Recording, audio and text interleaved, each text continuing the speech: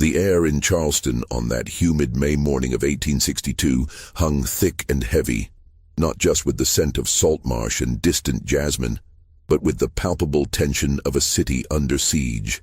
The war, barely a year old, had already etched lines of worry onto every face, tightened the grip of military patrols, and transformed the once bustling harbor into a fortress of Confederate might. Yet amidst this suffocating atmosphere of control and impending conflict, something utterly impossible had occurred. The CSS Planter, a sleek sidewheel steamer, usually a familiar sight as it ferried supplies and troops through the intricate waterways, was gone, vanished. Not sunk by Union shells, not captured in a skirmish, but stolen.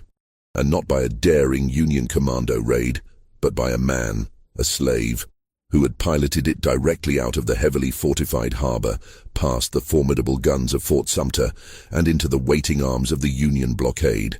The news, when it finally broke through the initial disbelief and frantic denials, spread like wildfire, igniting outrage among the Confederate command and a flicker of defiant hope among the enslaved population. How? How could a man, legally considered property, without formal education or military training, navigate a warship through a labyrinth of mines and batteries, past vigilant sentries, using the very signals of his captors? It defied logic, spat in the face of every assumption about the capabilities of enslaved people, and most disturbingly, suggested a gaping, terrifying vulnerability in the heart of the Confederacy.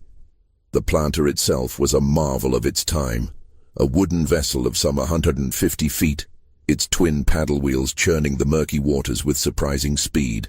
Its hull, painted a dull gray for camouflage, was scarred from countless trips, its brass fittings dulled by the salt air. On its deck, usually bristling with a pivot gun and a heavy howitzer, the morning sun would typically glint off the polished barrels, a testament to Confederate pride. But on this particular morning, the sun merely illuminated an empty space where the ship should have been, leaving behind only the lingering smell of coal smoke and the unsettling silence of absence.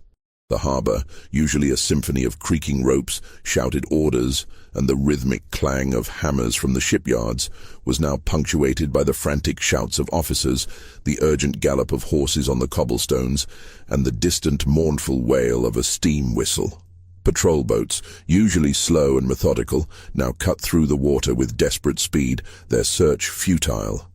The air, thick with the smell of tar, brine, and the faint acrid tang of gunpowder from distant drills, seemed to vibrate with unspoken questions. Confederate officers, their crisp gray uniforms suddenly seeming less imposing, paced the docks, their faces a mixture of fury and bewildered shame. Major General John C.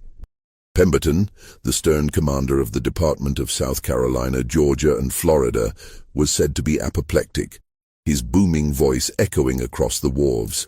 The very idea that one of their own, a man they considered chattel, could outwit their entire military apparatus was an insult of the highest order. It wasn't just a ship lost. It was a blow to their very ideology, a crack in the foundation of their perceived superiority. The social hierarchy of Charleston, usually as rigid and unyielding as the iron gates of its grand mansions, felt a tremor. The white elite, accustomed to their lives of leisure and absolute authority, suddenly found themselves questioning the very nature of their control. The enslaved population, usually moving through the city with downcast eyes and hushed voices, now exchanged furtive glances, a spark of something new in their gaze, a dangerous, exhilarating hope. But beyond the obvious audacity of the act, beyond the sheer courage of Robert SMALLS, there were whispers, faint and unsettling, that began to circulate in the shadowed corners of the city. Whispers of an unseen hand, a guiding force, a series of improbable coincidences that seemed to pave the way for the Planter's escape. How could the sentries have been so lax? Why were the signal codes so easily accessible? And what of the mysterious Confederate officer, Lieutenant Abernathy, who had been aboard the Planter just days before its disappearance, and whose own sudden absence from the city seemed almost too convenient? The official narrative would be one of a daring slave, a brilliant act of defiance. And it was, undeniably. But for those who looked closer, who listened to the silences between the shouted orders and the frantic searches, a more complex, more unsettling truth began to emerge. A truth that suggested the impossible voyage of the planter was not merely an act of individual heroism, but perhaps a meticulously orchestrated maneuver in a much larger, darker game of shadows and deception. The question wasn't just how Robert SMALLS stole the ship, but who might have wanted him to, and why. The salt spray on the docks, usually invigorating, now felt like a cold sweat on the brow of Charleston. The city, once so confident in its impregnable defenses, now felt a chill wind of doubt blowing through its streets, carrying with it the unsettling scent of betrayal and the lingering question of what other secrets lay hidden beneath the placid surface of its harbor. The impossible had happened, and the reverberations would echo far beyond the immediate shock, hinting at a deeper, more intricate web of intrigue that had yet to fully unravel. Robert SMALLS was born into bondage in Beaufort, South Carolina, in 1839, a world away from the grand, bustling port of Charleston, yet inextricably linked by the cruel threads of the peculiar institution. His mother, Lydia, was enslaved by Henry McKee, a prominent planter, and Robert's early years were spent amidst the sprawling fields and tidal creeks of the Low Country. The air there was thick with the scent of plough mud and salt marsh, a constant earthy perfume that would forever cling to his memory. He learned to navigate the intricate waterways of the Beaufort River long before he ever set foot on a city street, his small hands expertly guiding a skiff through the reeds, his eyes keenly observing the shifting tides and the distant flight of egrets. Lydia, a woman of quiet strength and profound wisdom, instilled in her son a deep sense of self-worth and an unyielding spirit. Despite the crushing realities of their existence, she taught him to read the subtle signs of nature, to listen more than he spoke, and to observe everything. "The world speaks in whispers, Robert," she would often say, her voice soft but firm, "and those who listen closely hear its secrets." These early lessons, delivered under the vast, star-dusted canopy of the Carolina sky, would prove more valuable than any formal education. His father, though never officially acknowledged, was widely believed to be Henry McKee himself, a common and tragic reality of the time. This lineage, while offering no legal protection, perhaps afforded Robert a certain unspoken, almost imperceptible degree of leniency in his early years, a slight buffer against the harshest cruelties of the system. He was not spared the sight of suffering, however. He witnessed the brutal realities of slavery firsthand, the lash, the forced separations, the quiet despair in the eyes of his people. These images burned into his young mind, fueling a nascent, unarticulated yearning for something more, something free. When Robert was 12, McKee, recognizing the boy's sharp intellect and restless energy, sent him to Charleston to be hired out. It was a common practice, a way for owners to profit from their human property while exposing them to trades and skills that might increase their value. The move was a seismic shift for young Robert. Beaufort was rural, its rhythms dictated by the tides and the planting seasons. Charleston was a roaring beast of a city, a cacophony of sounds, a kaleidoscope of sights. The docks of Charleston became his new classroom, a sprawling, chaotic university of maritime life. The air here was a potent cocktail of tar, brine, spices from distant lands, and the ever-present stench of human waste. He worked as a lamplighter, a rigger, a sailmaker, a stevedore, any job that would bring him closer to the water, closer to the ships. He absorbed every detail, the intricate knot-tying of the sailors, the precise movements of the pilots guiding vessels through the treacherous harbor, the language of the flags, the rhythm of the tides, the deep-seated knowledge of the currents that could make or break a voyage. He was a sponge, soaking up information, his mind a meticulous ledger of observations. He learned the names of every ship, the faces of every captain, the routines of every dock worker. He He could distinguish the distant clang of a ship's bell from the chime of a church clock, the specific creak of a schooner's mast from the groan of a paddle wheeler. He learned to read the weather not just from the sky, but from the subtle shifts in the wind, the feel of the humidity on his skin. It was on these docks that he met Hannah Jones, a chambermaid, a woman of quiet grace and fierce intelligence. Their courtship was a clandestine affair, stolen moments in shadowed alleys, whispered conversations under the cloak of night. They found solace and strength in each other, a shared dream of a life beyond the confines of their bondage. They married in 1856, their union a defiant act of hope in a world that denied them basic human rights. Their children, Elizabeth and Robert Jr., became the very heart of his existence, the living embodiment of his desperate need for freedom. Every day as he watched them play, their innocent laughter echoing through the cramped quarters they shared, the weight of his responsibility grew heavier, the yearning for liberation more urgent.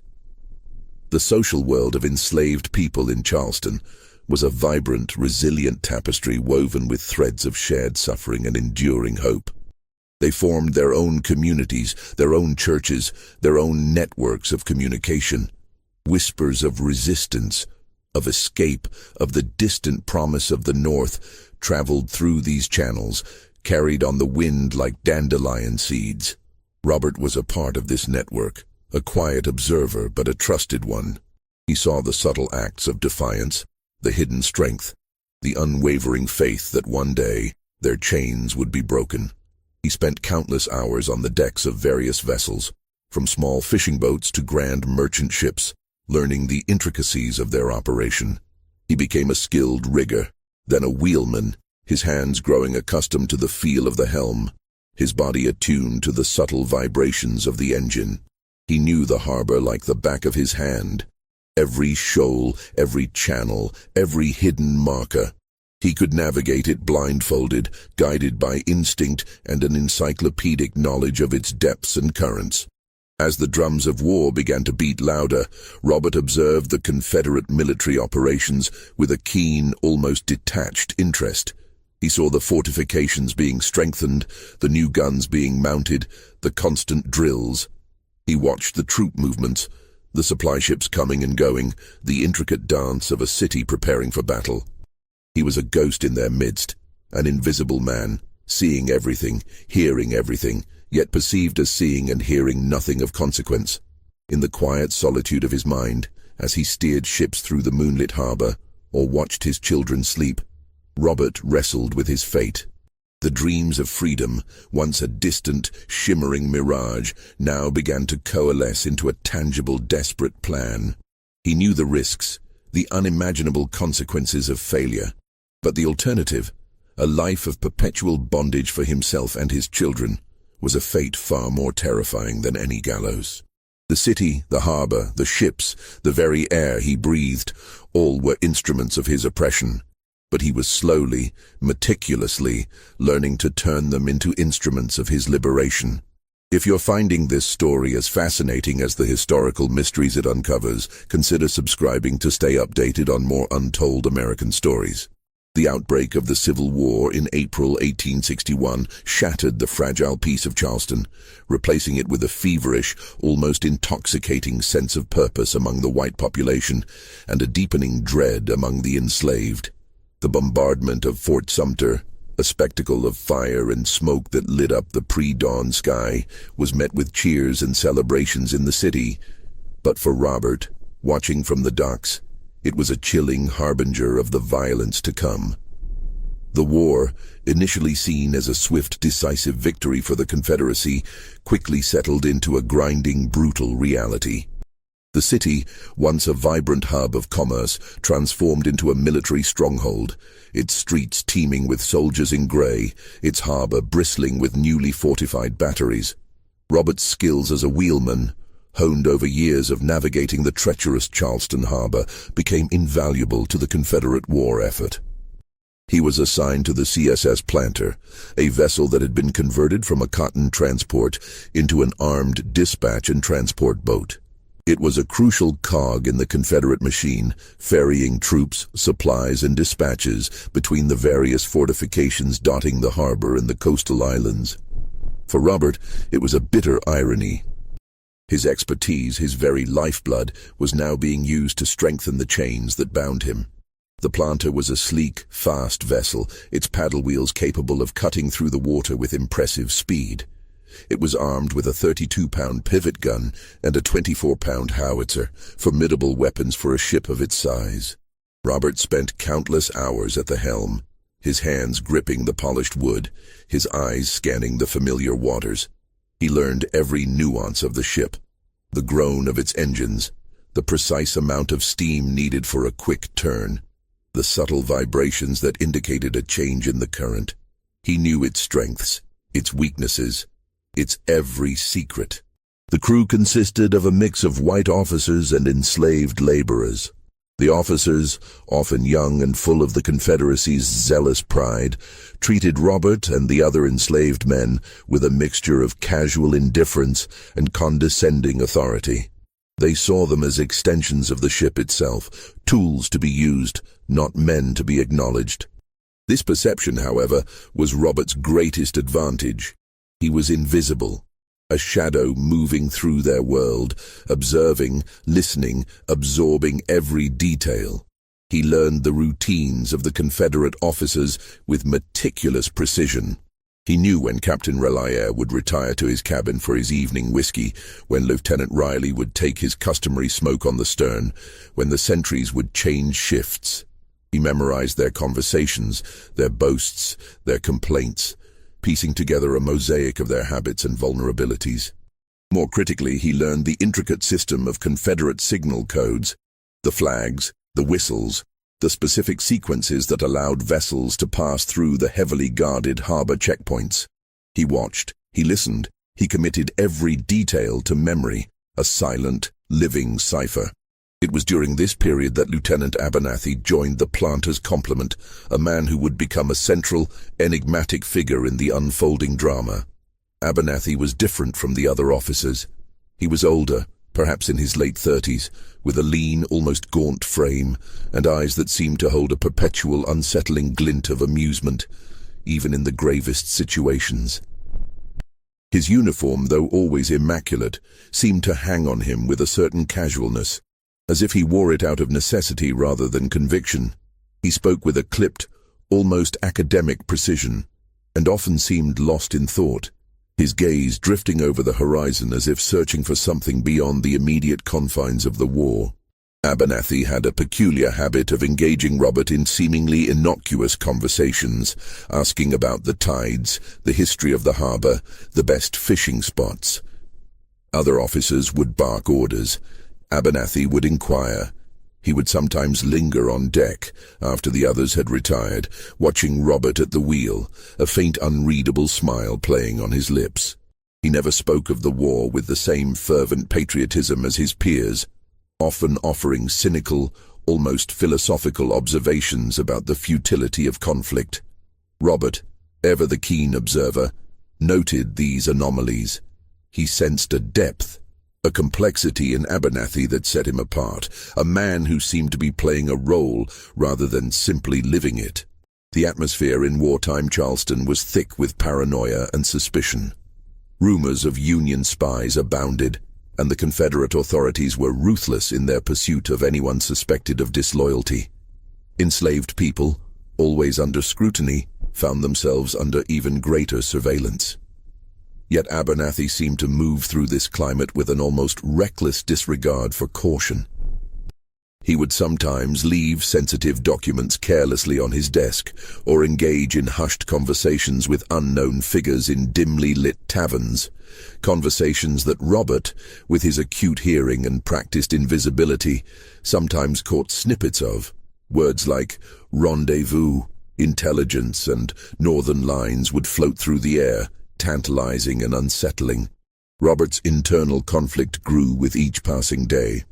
He was a man caught between two worlds, the world of his enslavers, which he served with outward obedience, and the hidden world of his dreams, where freedom beckoned.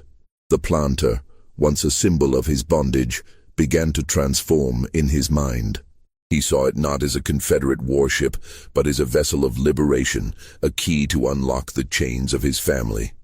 Abernathy's strange behavior, his subtle deviations from the expected Confederate norm, began to plant a seed of an idea in Robert's mind. Could this man, this enigmatic officer, be more than he seemed? Could his presence, his peculiar habits be a sign, a subtle opening in the impenetrable wall of Confederate control? The thought was audacious, dangerous, but it sparked a flicker of hope, a foreshadowing of the audacious plan that would soon take root in Robert's determined heart. The war had begun, and with it, a silent personal battle for freedom was about to be waged, with the CSS Planter as its unlikely prize. The idea, audacious and terrifying, began as a whisper in the deepest recesses of Robert's mind, a desperate prayer born of years of quiet observation and simmering resentment. It wasn't a sudden flash of inspiration, but a slow, meticulous crystallization of countless hours spent at the helm of the Planter, watching the Confederate officers, memorizing their routines, and charting every inch of the treacherous Charleston harbor. The ship, once a symbol of his bondage, began to transform in his imagination into a vessel of liberation, a key to unlock the chains that bound his family. The plan, when it finally took shape, was breathtaking in its simplicity and horrifying in its risk. He would steal the Planter. Not just sail it away, but navigate it through the heavily fortified harbor, past the formidable guns of Fort Sumter, and deliver it, along with his family and fellow enslaved crewmen, to the Union blockade. The sheer audacity of it made his heart pound against his ribs, a frantic drumbeat of fear and exhilaration. Failure meant certain death, not just for him, but for everyone he loved. He began to recruit his crew with the utmost caution, approaching only those he trusted implicitly, men whose longing for freedom burned as fiercely as his own. There was Alfred Gradine, a fellow wheelman, whose quiet strength Robert had long admired. John SMALLS, a relative, whose steady hands and unwavering loyalty were beyond question. And others. Abraham Jackson, Gabriel Turno, Samuel Chisholm, all men who had endured the same indignities, shared the same dreams. Each conversation was a tightrope walk, a delicate dance between hope and despair. He spoke in hushed tones late at night, in the cramped quarters below deck, or during stolen moments on the deserted docks. "We can take her," Robert would whisper, his voice barely audible above the lapping of the waves against the hull. "The Planter. We can take her to the Union." The initial reactions were a mixture of disbelief, terror, and a desperate, fragile hope. "Are you mad, Robert?" Alfred had gasped, his eyes wide with fear. "They'll hang us all." But Robert, his gaze unwavering, laid out his meticulous observations, his intimate knowledge of the ship, the harbor, the Confederate routines. He spoke of the precise timing, the specific signals, the vulnerabilities he had identified.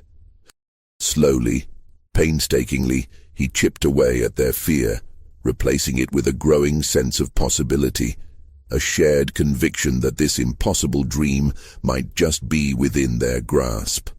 Hannah, his wife, was his rock, his confidant, and his most formidable critic. He shared the plan with her first, in the quiet intimacy of their small cabin, the children sleeping soundly beside them. Her face, usually serene, contorted with a mixture of terror and fierce pride. "Robert," she whispered, her voice trembling, "if you fail—" He knew what she meant. The consequences were unimaginable. But then her eyes met his, and he saw the same unyielding spirit that had drawn him to her. "But if you succeed," she finished, a new light in her eyes, "we will be free." She became an active participant, helping him refine the logistics, reminding him of details he might have overlooked, her practical mind a crucial counterpoint to his daring vision. She would gather the children, prepare them for the journey, keep them calm amidst the chaos. The logistics were daunting. They needed to gather their families, including the women and children, without arousing suspicion. They needed to ensure the ship was fully provisioned with coal and food. They needed to time their departure perfectly when the white officers were ashore, indulging in the city's nocturnal pleasures. And most critically, they needed to navigate the gauntlet of Charleston's formidable defenses. Charleston Harbor was a fortress. Fort Sumter, a grim sentinel, guarded the main channel, its massive guns capable of obliterating any vessel. Surrounding it were other batteries, Fort Moultrie, Castle Pinckney, and a network of smaller, strategically placed gun emplacements. The waters themselves were laced with torpedoes, mines, and patrolled by Confederate gunboats. Every vessel entering or leaving the harbor had to pass through a series of checkpoints, exchanging precise signal codes to identify themselves. Robert had spent years observing these signals, committing them to memory. The specific flag combinations, the number of whistle blasts, the precise sequence required for safe passage. He knew them better than many of the officers themselves. And then there was Abernathy. The enigmatic lieutenant's behavior had become increasingly peculiar, almost as if he were an unwitting accomplice, or perhaps a deliberate one. Abernathy had a habit of forgetting to secure sensitive documents, leaving them casually on his desk in the pilot house, where Robert, while cleaning, could easily glance at them. He would sometimes engage Robert in conversations about the harbor's defenses, asking seemingly innocent questions about the exact placement of buoys or the strength of the currents near Fort Sumter. He even, on one occasion, accidentally left a small leather-bound notebook containing a partial list of the day's signal codes in a place where Robert was sure to find it. Robert, ever cautious, initially dismissed these as mere carelessness. But as the pattern emerged, a chilling realization began to dawn on him. These weren't accidents. Abernathy's absences from the ship often coincided with crucial intelligence-gathering opportunities for Robert. His casual remarks about the officers' shore leave habits seemed almost too perfectly timed. Robert began to suspect that Abernathy was not merely careless, but deliberately, subtly, facilitating his access to information. Was Abernathy a Union spy? The thought was both terrifying and exhilarating. If true, it meant Robert was not entirely alone in this impossible endeavor. But it also meant he was a pawn, a piece in a larger, more dangerous game. He observed Abernathy more closely, noting the subtle shifts in his demeanor, the way his eyes would sometimes linger on Robert with an unreadable expression, a flicker of something akin to complicity, or perhaps calculation. He saw Abernathy meet with a cloaked figure in a deserted alley one moonless night, their conversation hushed and urgent. He found a small, intricately folded piece of paper near Abernathy's bunk, containing a series of seemingly random numbers and letters. A cipher, perhaps. The psychological tension was immense. Robert carried the weight of his family's future, the lives of his fellow crewmen, and the terrifying secret of his plan. He moved through his days with an outward calm, but beneath the surface, his mind raced, analyzing every detail, every potential pitfall. He practiced the signals in his mind, rehearsed the route, imagined every possible scenario.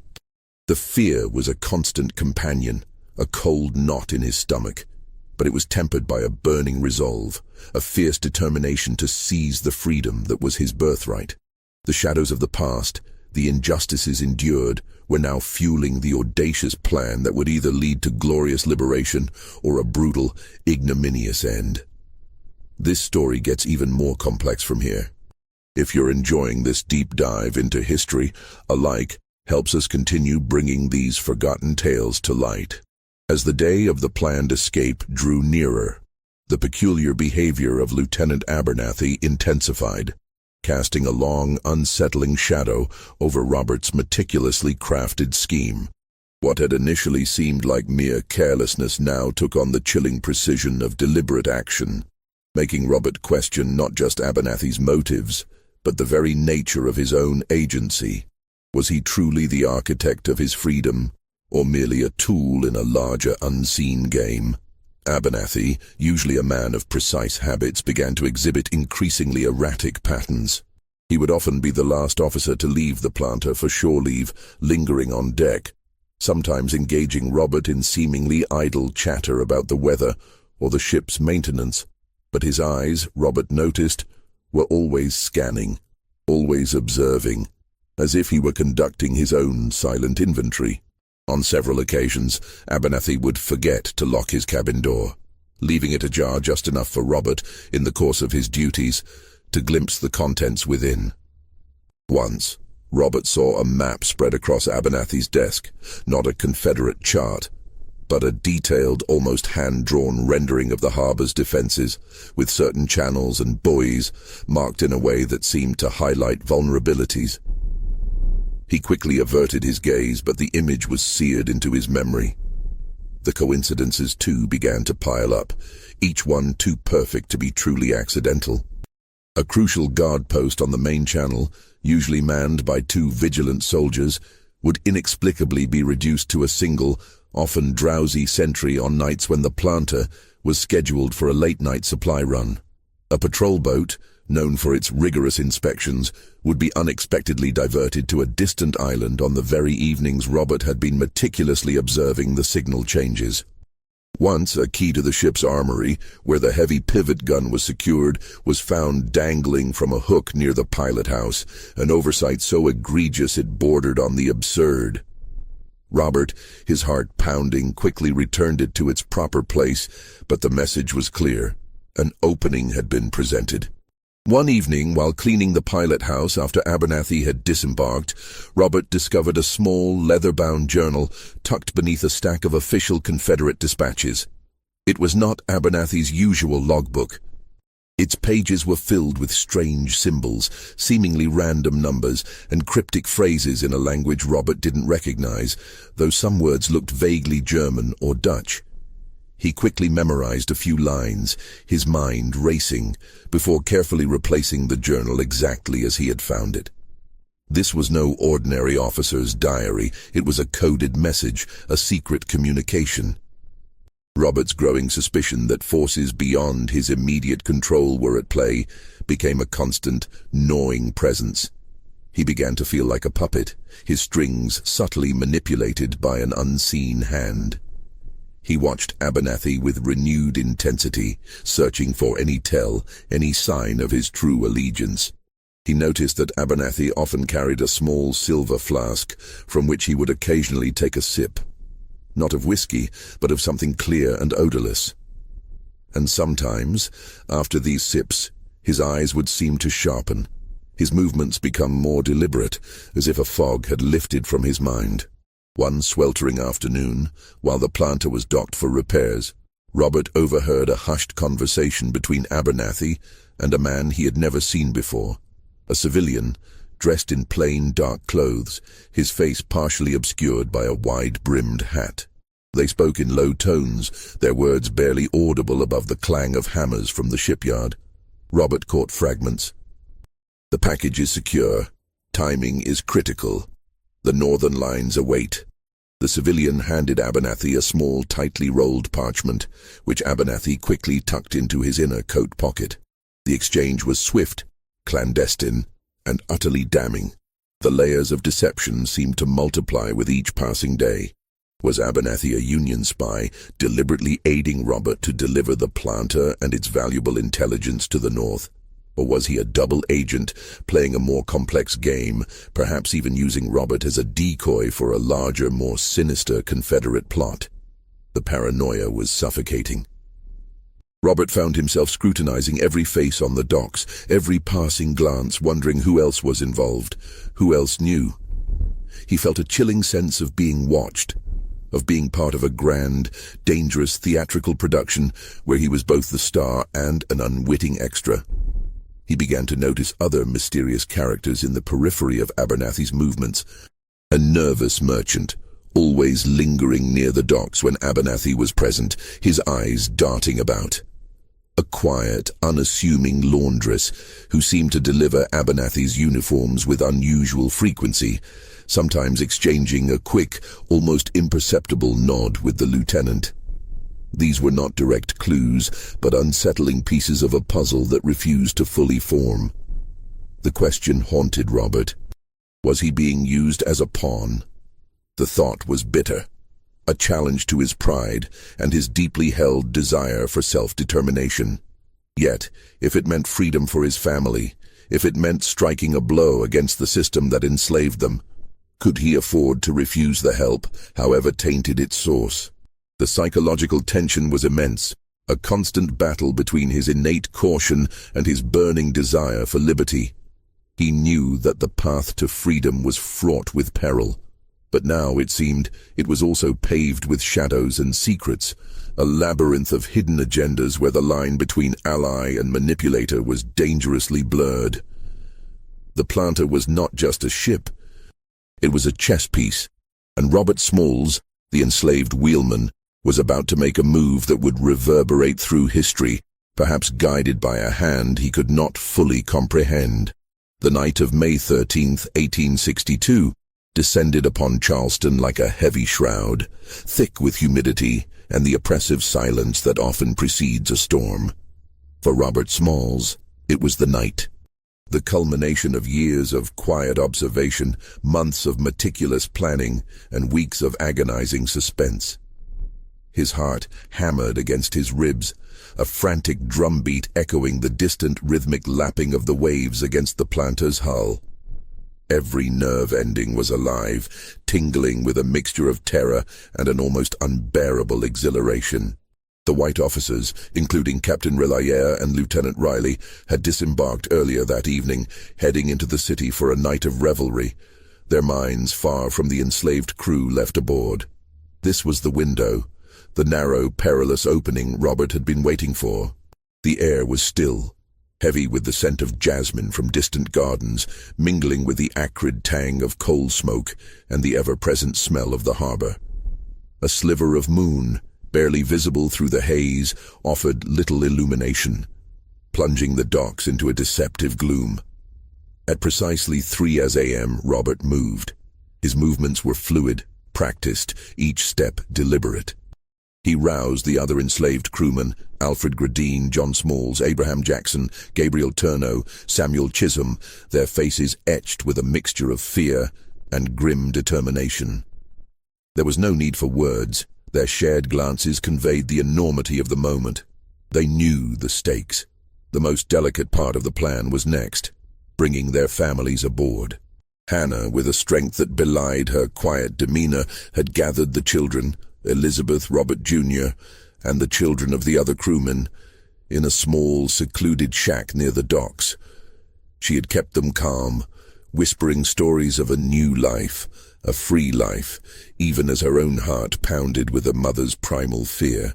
Robert met them, his eyes searching Hannah's for reassurance, finding it in her unwavering gaze. He helped them board the planter silently, the children bundled tightly, their small forms almost swallowed by the vastness of the ship.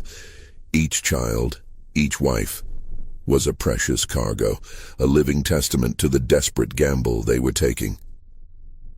At 3:30 a.m., with everyone safely aboard and hidden below deck, Robert gave the order to cast off.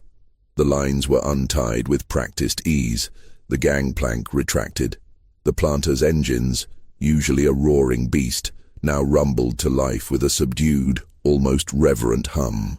Robert took the wheel, his hands firm, his eyes fixed on the dark channel ahead.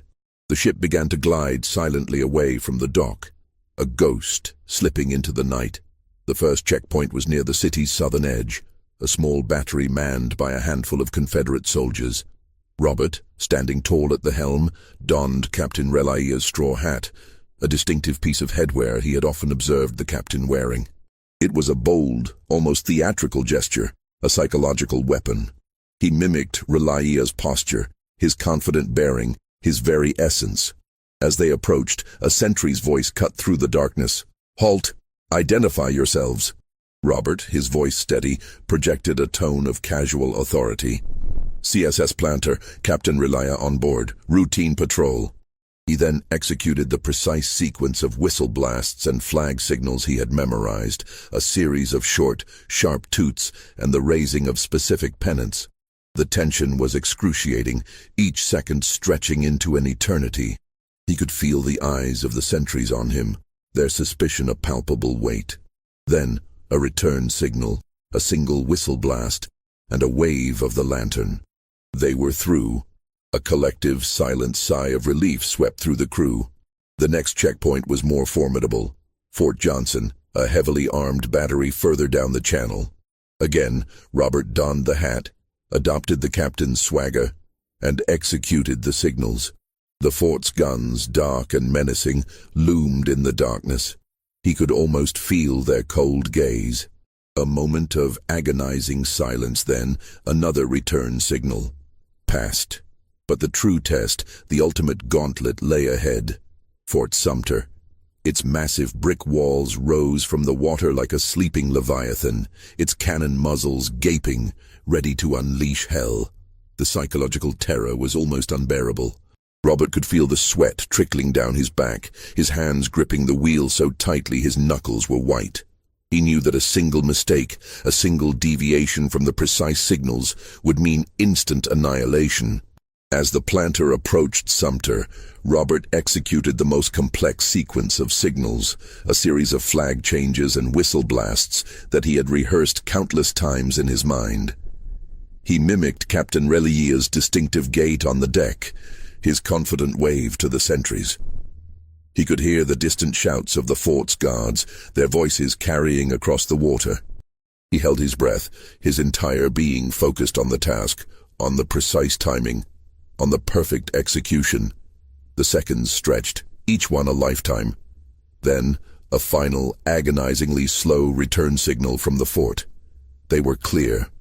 A wave of profound, almost dizzying relief washed over Robert. They had done it. They had passed the impossible. The planter was now steaming towards the open sea, towards the Union blockade. Below deck, the families, who had endured the terrifying passage in hushed silence, began to stir, a quiet murmur of hope replacing their fear. As the first faint streaks of dawn began to paint the eastern sky, Robert ordered the Confederate flag lowered. In its place, a white bedsheet, hastily procured by Hannah, was hoisted to the masthead. It fluttered bravely in the morning breeze, a stark symbol of surrender and a desperate plea for sanctuary. The Union blockade ships, dark silhouettes against the brightening horizon, slowly came into view.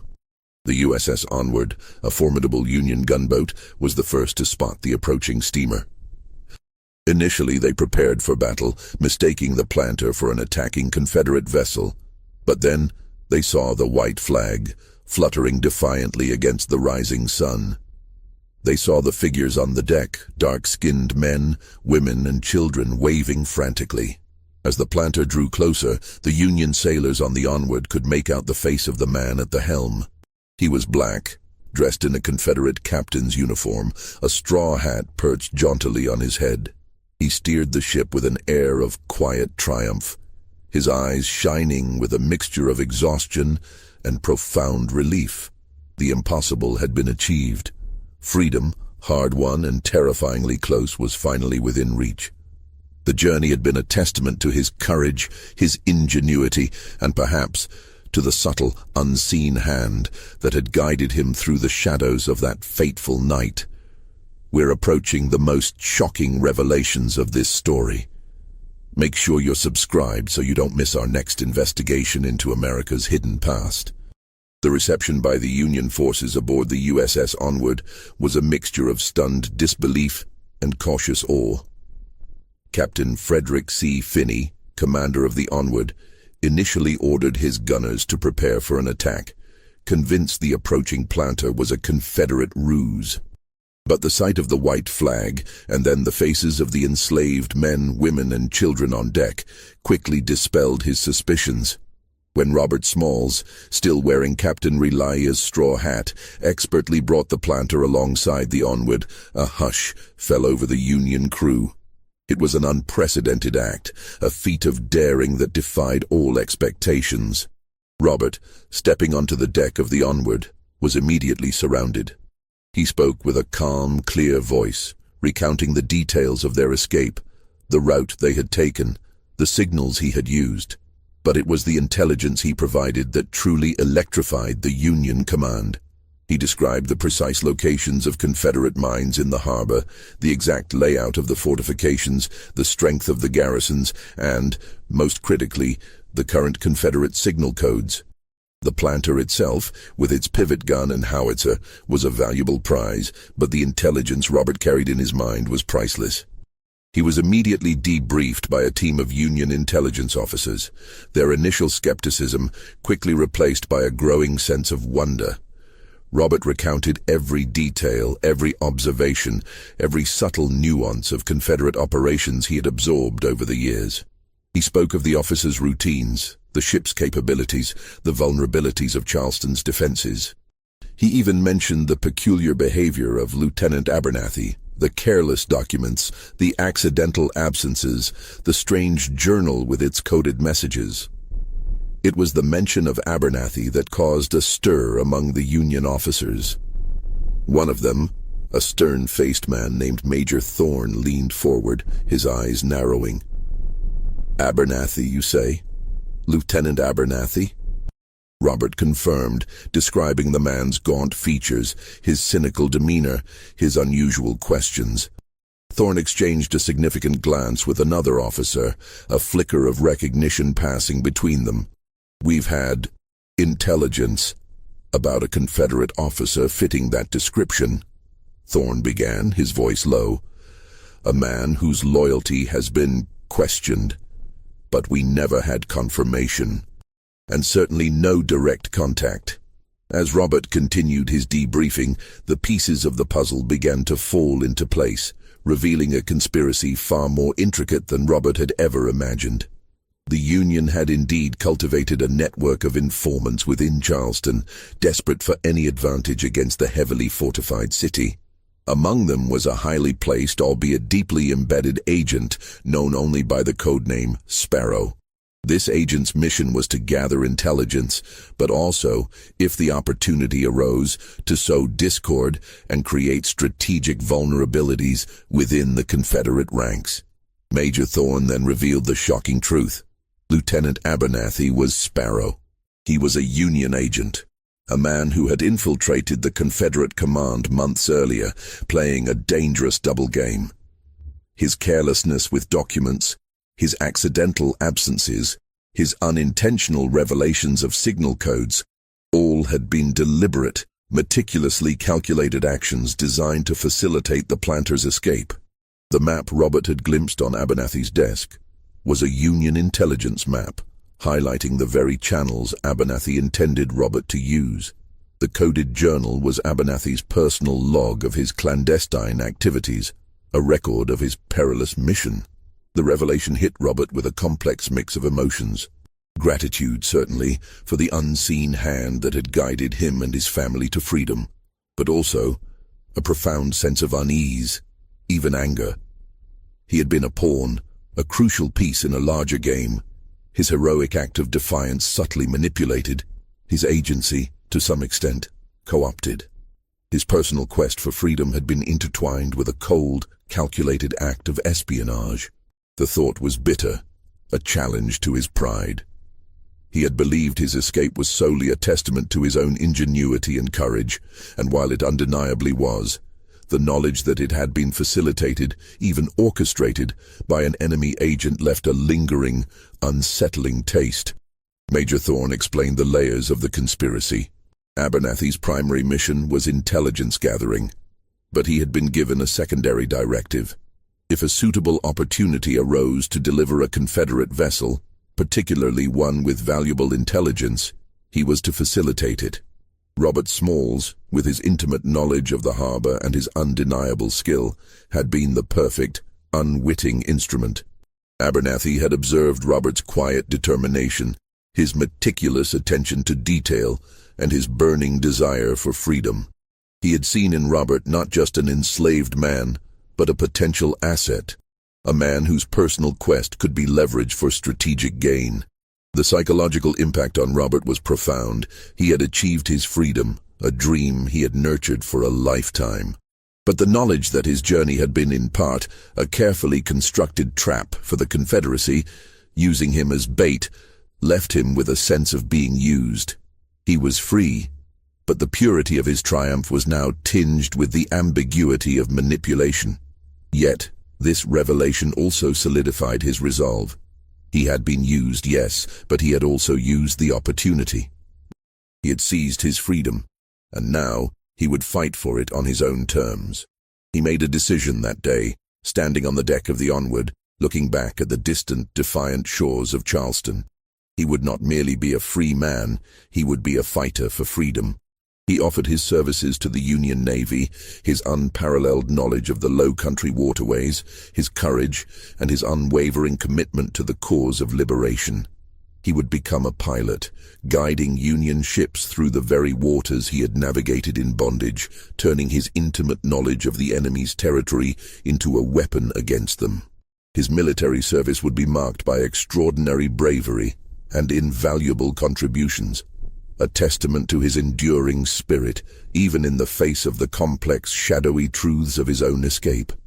The layers of the conspiracy, the true extent of Abernathy's network, would remain largely hidden, a secret buried beneath the official narrative of a heroic escape, leaving Robert to grapple with the unsettling knowledge that his greatest triumph had been, in part, a carefully orchestrated dance with destiny. Robert SMALLS' decision to serve the Union Navy was not merely an act of gratitude, but a profound declaration of his agency. He had been a pawn, perhaps, but he would now be a player, fighting for the freedom he had so audaciously seized. His knowledge of the intricate waterways of the South Carolina coast, particularly the treacherous channels around Charleston, proved invaluable. He became a pilot for the Union Navy, guiding ironclads and gunboats through Confederate minefields and past hidden batteries, his expertise saving countless Union lives and ships.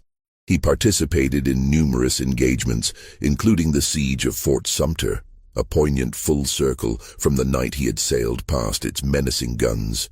His courage under fire was legendary, earning him the respect of Union officers and sailors alike.